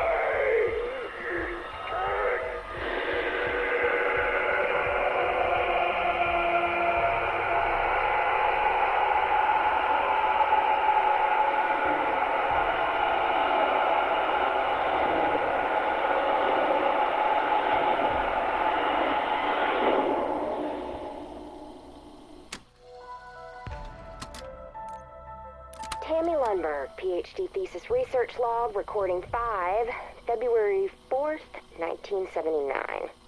I'm pleased to report I finally have a complete timeline of my excavation site at the estate. No thanks to Patty over at Liberty Falls Archival Library, who gave me the runaround for weeks due to her record mismanagement. Bless her heart, I was able to retrieve what I needed. So, 1770, Josiah Shem takes the land from the natives with brute force and builds like crazy. He procures hundreds of followers who, along with himself, all mysteriously disappear in 1810. Oh, note that I will be conducting a separate and thorough deep dive into Shem. 1815, a descendant of a president is gifted the house. Over the next 100 years or so, a slew of fat cats snap up the house, most notable, a steel tycoon. His campaign against a labor union got him murdered in his bed by an angry mob. There's also this bootlegger, Fats Malloy, whose party got shot up by the feds in 1923. The place has been empty since the mid-70s when nuclear plant owner Sam Colton was assassinated by the widow of his dead employee. Now, people say this place is haunted or cursed. I think big houses attract rich assholes, and sometimes they get what's coming to them. However, Shem and his flock disappearing, that one does give me pause. Tammy Lundberg, PhD thesis research log, recording 84, July 16th, 1980. Oh, I've barely seen my bed. Even the sun is a rare sight these days. Since uncovering the subterranean caves underneath the estate, it's been non-stop. I now know those caverns are why Shem pushed the natives off this land. They were communing with something down there. He believed, and I concur, that this is a place of power. Where that power comes from, I can't yet say. My instruments react to the energy down there, but they tell me nothing definitive. I've also uncovered that Shem was a very charismatic zealot, promising his followers immortality. Said every snake oil salesman since the dawn of time. I'm quite certain those caverns hadn't been disturbed since the 1800s. There was no vandalism, no evidence of vagrancy, not a trace of the modern world. There is clear evidence of ritualistic ceremonies, not satanic, something else. I can't deny I do feel something tugging at me when I'm down there. Well, it's important to note at this point that sleep deprivation could be affecting my senses. Observations of that sort are irrelevant for the purpose of my thesis.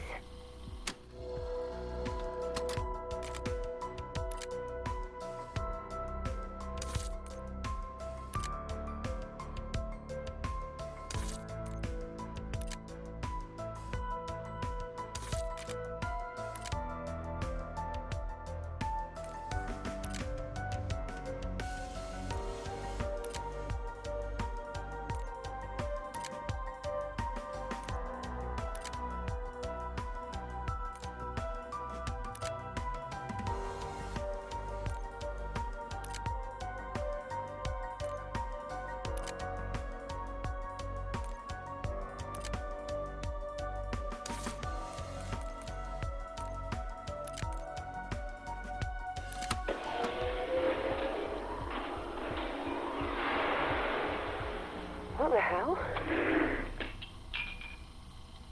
Carver M, Weaver G, Gray E, Maxis. Oh, Sam. You motherfucker! Fuck you! Fuck you! Fuck you! Whoa. What are you doing? They took them! They harvested them! Took what? Our DNA! Richtofen took our fucking DNA! It's all here! Me, Weaver, Carver, they have Max's eggs, Maya! Her fucking eggs! But how the hell they even have those? After she returned from the Dark Ether the first time, Richtofen, he ran tests on her. He tortured her. It was horrific. Weaver told me about it while we were locked up on Terminus Island. And even if I'd known earlier, it's not like I had the power to change anything back then. Oh, fuck, I was so useless!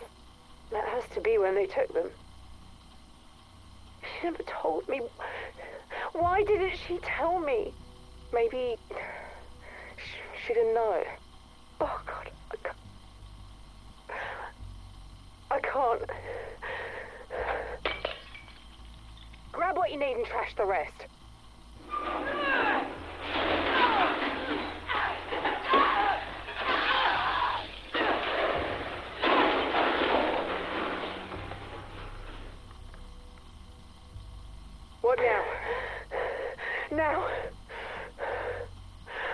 gonna make myself useful.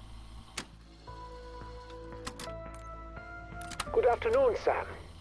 Do you know what today is? Hello, Eddie. Today is November 5th, 1989.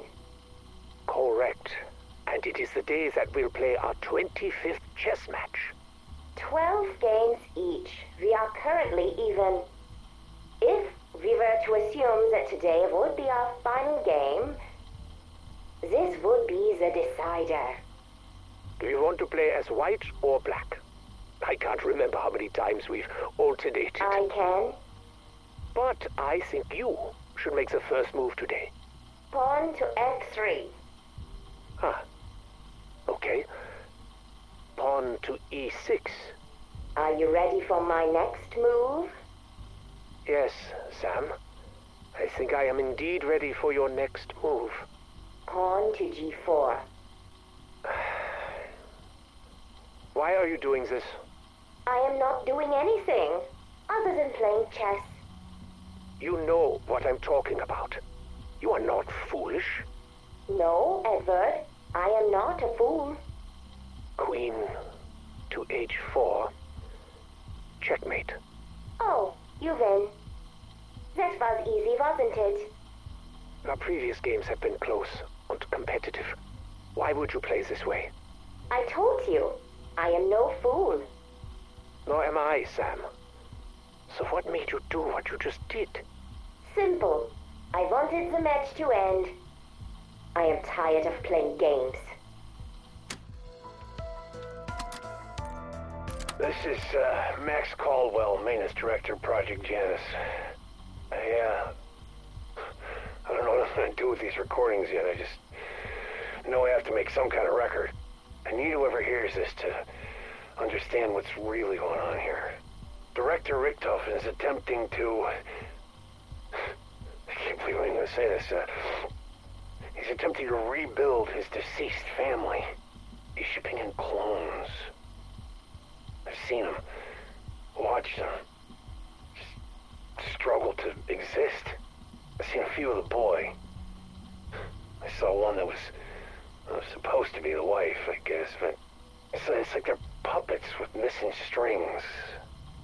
Cold and pale. They struggle just to walk or even look him in the eye. I mean, at first, you know, he acts like they're real. He cares for him, but when they don't improve, he leaves him with the doctors. Tells him to harvest organs and samples. He says everything holds up better when they're not put under. So they're awake. For the whole damn thing. I mean, they feel it all. I can't sleep without seeing him in my mind. I hear him, too. I mean, it's painful for him to try and talk. They sound like dying animals or something. I hear it every fucking night. He's got too many friends in high places. I can't end it alone. But it has to end. I mean, it has to. Now, this is Maintenance Director Max Caldwell recording further testimony in Janus operations. You know, Sam's never sat right with me.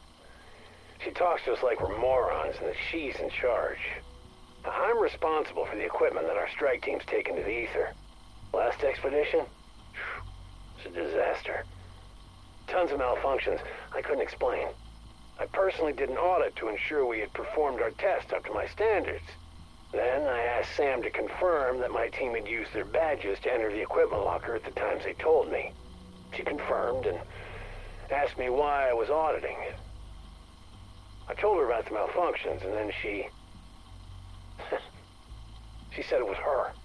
Yeah, she said she wanted to see how the team would respond to the stress out of curiosity. I asked her if Richtofen told her to do it, and she said no. This was an experiment she conducted on her own. What the fuck am I supposed to do with that? She knew how dangerous it would be. She didn't care. Because she's a goddamn robot that doesn't give a shit about any of us. And I've been talking to people around here. They've reported all sorts of crazy things she's done. Everyone's in danger. And that includes the director. The voice spoke to me again. The great voice from beyond. My friend. It guided me through a dream state more lucid than any I have ever known. It was more than transcendental. It was transformative. I saw through the mist and fog. My gaze did not linger upon the foul wretches that wandered in search of prey. I looked upon the sprawling landscape beyond.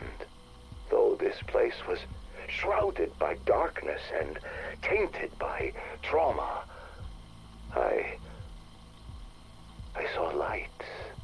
I saw brightness. From the fields, I glimpsed a farmhouse, a sunken town, rustic and ravaged by age. A cabin overlooking the inky black water of a lake, and a pyramid somehow floating in the distance. The single tower still stood tall. Though I was alone, I knew no fear as I walked across this unfamiliar realm. When I felt a yawning hunger deep in my belly, the voice guided me towards a place of nourishment. My eyes feasted upon its saturated colors, and my appetite was swiftly sated. My thirst was soon quenched. I knew for sure this was so much more than a mere dream when I read the sign. My friend confidently issued a solemn promise. This land that once was will be restored, as will I. 12th of March, 1988. Ether Reactor Operation Log, Entry 44. Project Janus Director Edward Richtofen speaking. I understand how essential these entries are, yet it does not stop me from dreading making them. Despite our constant battle to contain the dark ether tears, we continue to lose ground. The ceaseless outpouring of hostiles have wreaked havoc throughout the facility. We cannot track where they will open and what nightmares they might unleash. People are dead, some of whom will be difficult to replace. I've kept the rumor mill from reaching the outside world. Incidents of this nature would undercut investor confidence and jeopardize future rounds of funding. I commend Blanchard for not losing faith in me as he fights this war. No end in sight, and yet he just keeps going. But even he tires. Even he will need rest. We need a self-regulating containment protocol. Something that could manipulate the dark ether itself. Yes, we have to fight fire with fire. Question is, do we still have enough people left alive to build the damn thing? 26th of February, 1988, Ether Reactor Operation Log, Entry 39. Project Janus Director Edward Richtofen speaking. It has been 12 days since my last entry. I have been preoccupied by my duties, putting out all the little fires. The Sentient Flora team began investigating practical applications early last month. Progress was slow going from the start. So much so, I informed the team I was considering transferring them to the Terminus facility. Let Modi have her way with them. They quickly found their motivation and produced new components constructed from semi-organic material. They also assured me that R&D's red tape were to blame for the delay, as if I cared about their departmental drama. Since installation, however, our luck has taken a sharp turn downward. The worst of which began Wednesday morning when a dark ether rift appeared inside the facility. Literal horrors poured out of that damn tear. These severed heads on spiders' legs, unblinking eyes, and rows of teeth. Blanchard and his team were able to contain the area with minimal casualties. He assured a lockdown of not more than 4 hours. We are now in hour 37, and the little bastards just keep coming. Last count was over 200, with only security doors standing between us and a parasitic swarm. I've been forced to initiate decontamination protocol. Live specimens would have been ideal, but I suppose we will need to make do with cadavers. 5th of January, 1988. Ether Reactor Operation Log, Entry 27. Project Janus Director Edward Richthofen speaking. 5 days ago, Ethereum was released into Reactors 1 and 2. The slow drip into the containment colliders is functioning as planned. We already have near limitless energy. There have been unexpected benefits as well. Before the first day of operation was concluded, what can only be described as vegetation began to grow around the reactor nodes. Some of the more timid faculty members suggested clearing it out, stating that they had concerns about inhalants and so on. I asked them, when did the pioneers of the future become so spineless? Needless to say, the vegetation stayed. By the next day, it had integrated with the machinery, somehow insulating the reactors. Efficiency skyrocketed overnight. We have seen an 85% increase in waste heat recovery. I'm putting a team together to explore additional applications. Field hands to tend our Garden of Ethereum. To think, without my intervention, they would have destroyed the lot, simply because of their fear of the unknown. Cowards. They make me sick. Project Janus has no use for sniveling weaklings with such lack of vision.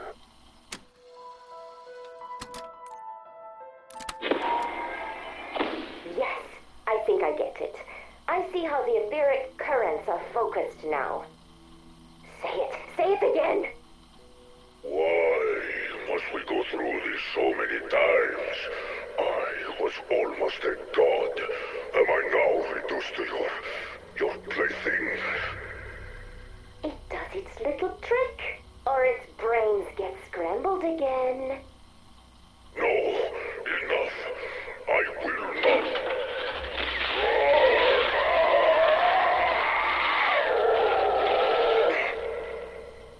All right. For a noisy abacus, you are most persuasive. Okay, here I go. Insta-kill. I got it! My turn! Max ammo! Full power! Fire sale! Bonus points! Yes! Easy peasy! By the great voice, I would not call it easy exactly, but now the student does become the master. Will you just leave me to my misery? You are fine, but it's not quite right yet. What's missing? Oh yes! Tear them to pieces.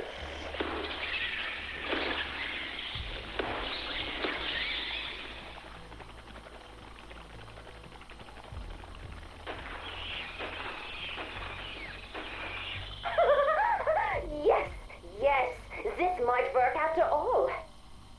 What? That was my voice. What are you? There are people who must be compelled to get something I need. If I just ask, there is a 97.38% chance they will decline. So you see, I am going to have to be very, very, very convincing. You are going to impersonate my magnificence to manipulate pathetic mortals. That is a small part of the scenario I will need to construct in order to make them believe that their decisions are their own.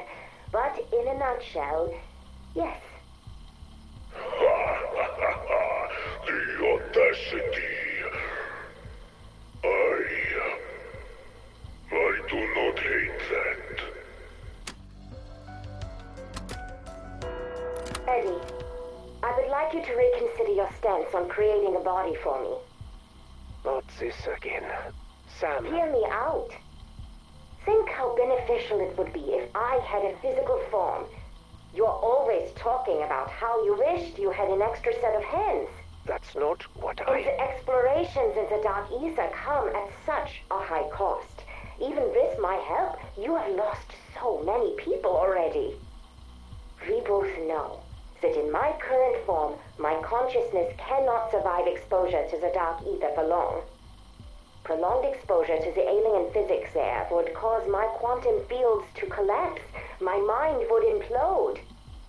But organic matter isn't impacted the same way. If I had a physical body, just think of how much I could accomplish, of how many lives I could save. Typical. You would gloss over the potential ramifications. The unchecked control and freedom you would then have. No, we would be partners. If you gave me this, You don't actually expect me to believe that. Maxis was loyal to her friends. You cannot suggest I wouldn't be the same. Ha! Loyal Maxis. Here's a story. In all her sanctimonious arrogance, Maxis went into the Dark Ether to fight the Forsaken and protect her friends. She picked a fight she foolishly thought she could win, and the Forsaken eviscerated her for the trouble. No one mourned her there. Her death was just a consequence of the natural order. The Dark Ether simply did its part and absorbed the scraps that were left. The end. Now, let me ask you this. What on earth makes you think you could do any better? There must be other ways. We still have her DNA. You could build me a body from that. All those cloning projects, I have seen them. Damn it, Sam, shut up! I'm done having this debate with you. Focus on the project. No more distractions. Soon Franco will locate my father, and I will use the artifact to bring Samuel and Mary back. What I will not do is give in to the whims of some petulant clockwork girl. Eddie, please. Please. I live with a foot in each world, but I do not belong to either. If I carry on like this, it will destroy me. Then it will destroy you. Project Janus operator Josephine Scazzari reporting. It's only been 3 weeks since Sam joined our squad, and it's hard to believe we survived this long without her. On-site injury is down by 85%, and we haven't had a death in 17 days. The people over at Loss of Prevention are acting like they won the lottery. And I know I have my doubts. I'm sorry. I couldn't see how an artificial intelligence was going to do anything beyond running statistics on the most efficient way to die. But Sam's first mission? It was amazing. We were doing recon in a new zone of the Dark Ether, expanding mappable areas, collecting samples, what have you. We just finished bagging up this weird fungus that I knew the bio team was gonna drool over, and bam! Hostiles got the drop on us. The bastards attacked Otto first, broke his arm. The bone was poking out and was screaming about the blood. Then we hear Sam on comms. Main comm. Evacuation commencing in 3, 2. She hit 0, and then we get, I don't know, teleported, I guess? I don't know how she did it, but me and the team, we're suddenly back in the facility. Otto was still mid-screen. He slipped on his own blood and landed his ass on the floor, arm all chunked up like stew meat, probably fractured in 5 places. But he was in one piece. We were safe. Look, what I'm trying to say is, if it means anything to anyone, Sam isn't just some AI. She's a freaking miracle. Reaver, there's something very important I need to tell you. Kinda busy, Sam. Just listen. It's about the man who recruited Edward Richtofen into the CIA. A man named Kruger. They first met in Vietnam. when Eddie was a fighter pilot. And? Kruger saw something in him and put him to work in the Directorate of Operations. Kruger's secretary, Mary, would eventually become Eddie's wife. She noticed things about Kruger, troubling things. He was secretly funneling weaponry to the French syndicate in Avalon, pocketing the funds and covering up their human trafficking operations.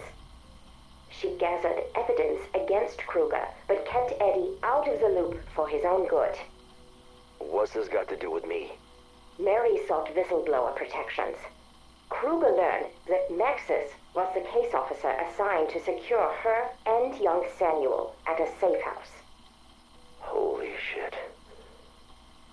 Do you mean? Yes. Kruger silenced Mary by arranging the hit you carried out. He lied to you about the target. It was not your fault. You and Maxis were set up, and Kruger made sure his friend, Eddie, blamed you. This whole time, all the shit Richtofen put us and himself through over a fucking lie. I just thought you should know, regardless of whom you decide to help today.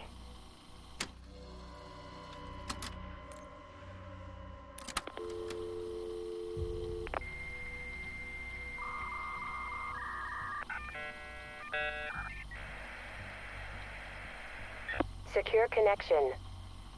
Established. X-Ray 1, standing by for instructions.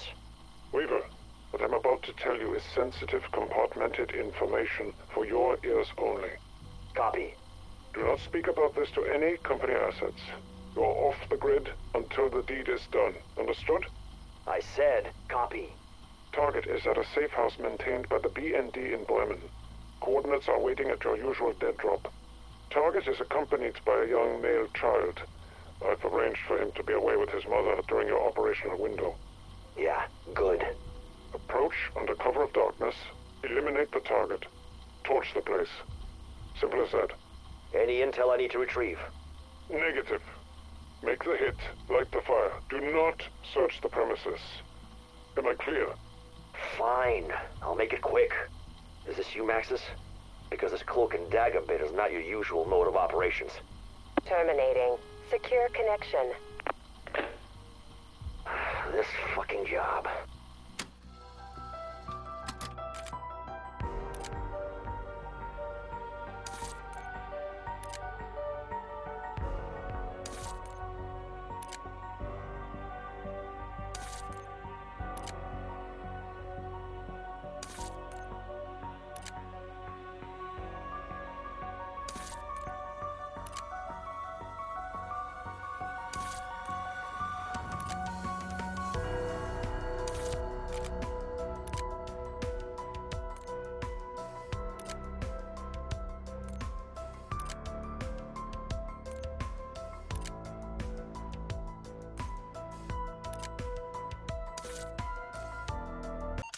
I warn you about this place. You don't want me about nothing.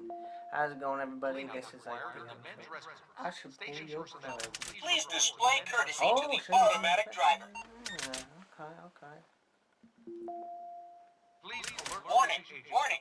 Software failure imminent.